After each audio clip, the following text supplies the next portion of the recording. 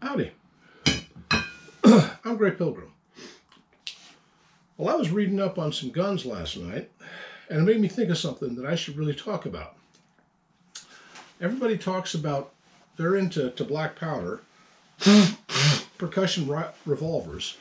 They talk about 36 and 44.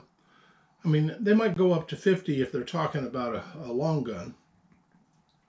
But nobody talks about the little guys. By little guys, I mean the 31s. That all started in 1849 with Colonel Colt coming out with this. Now, before this, he'd made the Walker and the Dragoon. And he was doing right well with the Dragoon to the military, but he wanted something that other folks would like. And he made this just in time for the Gold Strike. Excuse me. Darn allergies. Anyway, this is a, I think it's, what is it, 5-shot, 31 caliber revolver. It's not the most powerful thing in the world, but it will put a hole in you. And in the 19th century, a hole in you is a death sentence because peritonitis follows. So no one wants to get a hole in them. And this was a very popular gun. I think he made this up from 1848 or thereabouts until 1873, and the first metallic cartridges. And I don't know how many tens of thousands of these he sold, but he made a fortune on this. This bought his Armsmere, I think it's called, his mansion. A second model he came up with, this is erroneously called the Wells Fargo, and basically it's the same as the original, but it doesn't have the loading gate on it. And it's a good little pistol. It works. Well, neither one of these really work because they have a really poor mainspring on them. I've heard of about 3 different fixes for that, none of which really work right. Well, they work, but they don't work right. Anyway, taking it on from there, Remington saw that and thought, hey, let's get in on that act. And this is the one that they came up with. This is a Remington 1863. I think it's a takeoff on the Beale patent, but it's a top strap gun. It's got a spur trigger on it. There's no trigger guard, and I've fired it once. It works great, sorta, but it works, and that's all that really matters. I should say, by the way, at the time that these were coming out, other things came on the market. And one of the things that came on the market was the Ethan Allen pepper box. And this is a bar hammer, 5-bore or 5-barrel pepper box.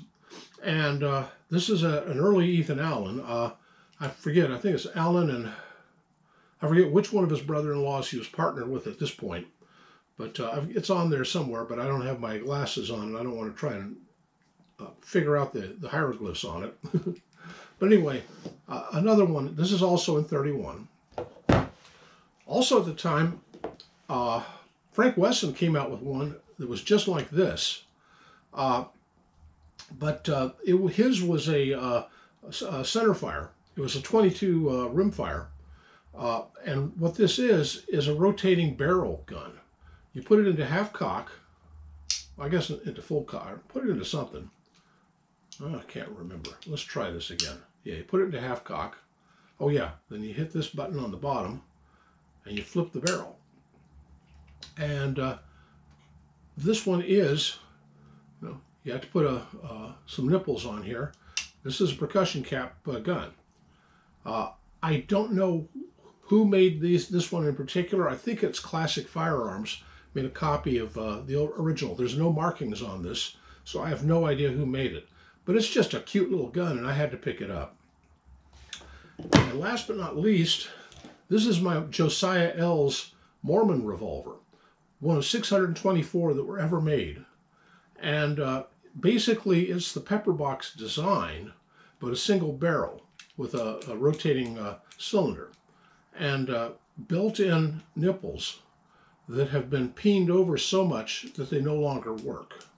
I've thought of getting them fixed, but I'm a little hesitant of that. I mean, this thing is such a historic piece of Western Americana that I don't really want to do anything with it. I'll never shoot this, but it's just a fun thing to own, I think. It makes me feel, kind of cool saying, I've got one of 624 that ever were made. So anyway, a collection of 31 caliber or 31 ball guns. They did make a conical projectile for them as well. But as a matter of fact, when Colt came out with these, he came out with a mold that went with it that did a single ball and a single conical on a brass mold. So you'd take that and put a ladle over your campfire and drop in some lead. By the way, at the time, black powder was shipped in a big case that was made out of lead. So fellas would pour out the powder into another container and then melt down the lead, and that was how they made their bullets. It's just the way folks did it, especially in San Francisco. The lead sealed the powder away so the water didn't get to it because it's very hygroscopic. But the lead was great because, hey, I can reuse the packaging for the bullets. So, but you have to melt it down, and then they did include that mold. So hey, you had everything you needed.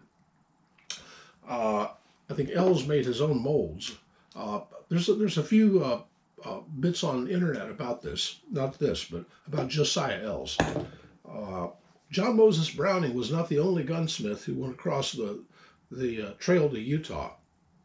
There were others, and this is one of the others.